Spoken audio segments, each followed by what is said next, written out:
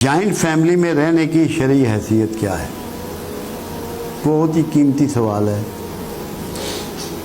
لوگ joint family میں رہنے کو برکت سمجھتے ہیں، رحمت سمجھتے ہیں، محبت سمجھتے ہیں، اخراجات میں کمی کا سبب سمجھتے ہیں، مگر ایک بات بھول جاتے ہیں کہ اس میں صریحاً اللہ رسول کی خلاف ورزی ہے۔ اس بات کو فراموش کر دیا ہے،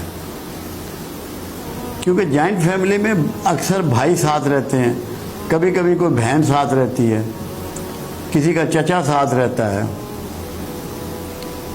شریعت نے جو قوانین دیے ہیں اس کے مطابق اگر 4 بھائی ایک گھر میں رہ رہے ہیں، ان کی ازواج بھی ہیں، ان کے بچے بھی ہیں، پہلے تو دیور کا اور بھابھی کا پردہ ہے شریعت میں۔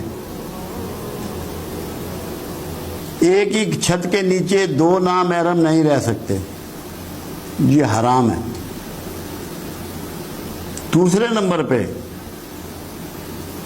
جو دونوں کی اولادیں ہیں، قرآن کہتا ہے چچا کی بیٹی، ماموں کی بیٹی، خالہ کی بیٹی، پھوپھی کی بیٹی سے تو نکاح کر سکتا ہے۔ تو جنرلی ہمارے ہاں جو رشتے ہوتے ہیں چچا کے، پھوپھی کے، خالہ ماموں کے گھر ہی ہوتے ہیں، بہت کم۔ اب تو زمانے میں تقسیم بڑھ گئی، دور دور لوگ چلے گئے، ملکوں سے باہر چلے گئے، تو کوئی اس میں فرق آ گیا، مگر شروع سے یہی چلا آ رہا ہے۔ آپ کی وہ بچی جس کا نکاح اس کے چچا کے بیٹے سے ہو جانا ہے، وہ بھی اسی گھر میں رہ رہی ہے، اور جس سے نکاح ہونا ہے وہ بھی اسی گھر میں رہ رہا ہے۔ اگر وہ اس کا محرم ہو تو پھر نکاح تو نہیں اس سے ہو سکتا۔ اس کا مطلب ہے کہ وہ دونوں بچے، بیٹی بھی اور بیٹا بھی، ایک دوسرے کے لیے نامحرم ہیں۔ جب اللہ کے رسول صلی اللہ علیہ وسلم سے پوچھا گیا پردے کے حوالے سے، اس قانون کے حوالے سے، دیور کے بارے میں سوال کیا گیا، آپ نے فرمایا کہ سب سے خطرناک رشتہ وہی ہے۔ تو اس کی شرعی حیثیت کوئی نہیں ہے، یہ صرف جذباتی معاملہ ہے جس سے تعلقات بلکہ خراب ہوتے ہیں آپس میں۔ آپ صرف والدین کے ساتھ رہ سکتے ہیں جوائنٹ، ان پہ کوئی محرم کا، کوئی حرم کا تعلق نہیں ہے۔ باقی آپ کسی کے ساتھ، چچا ہوں، بھتیجے ہوں، بھائی ہوں، ان کے ساتھ آپ نہیں رہ سکتے، شرعاً یہ جائز نہیں ہے، کیونکہ ایک ہی چھت کے نیچے نامحرم نہیں رہ سکتے۔ کاش ہماری سمجھ میں یہ بات آ جائے۔ اسی لیے دیکھیں، اسلام نے تو کمال ہی کر دیا۔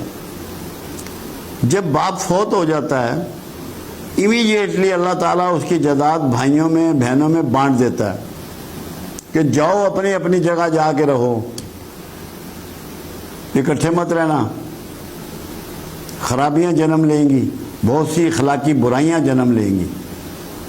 اخلاقی برائیوں سے اسلامی معاشرے کو بچانے کے لیے، خرابیوں سے اسلامی معاشرے کو بچانے کے لیے شریعت نے یہ احکام نازل کیے۔ ہم لوگ جذباتی طور پہ اس کو اپنائے ہوئے ہیں، شرعاً یہ جائز نہیں ہے۔ اس کی احتیاط کرنی چاہیے۔ اپنے گھروں میں میاں بیوی اور اس کے اپنے بچے ہونے چاہیے جو سب ایک دوسرے کے محرم ہیں۔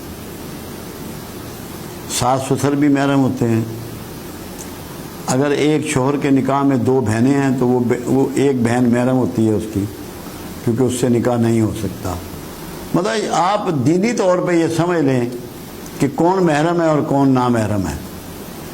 بہت سے نامحرم اکٹھے نہیں رہ سکتے، یہ شرعاً جائز نہیں ہے۔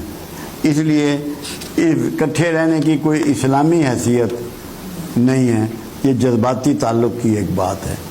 اللہ ہمیں سمجھ عطا فرمائے۔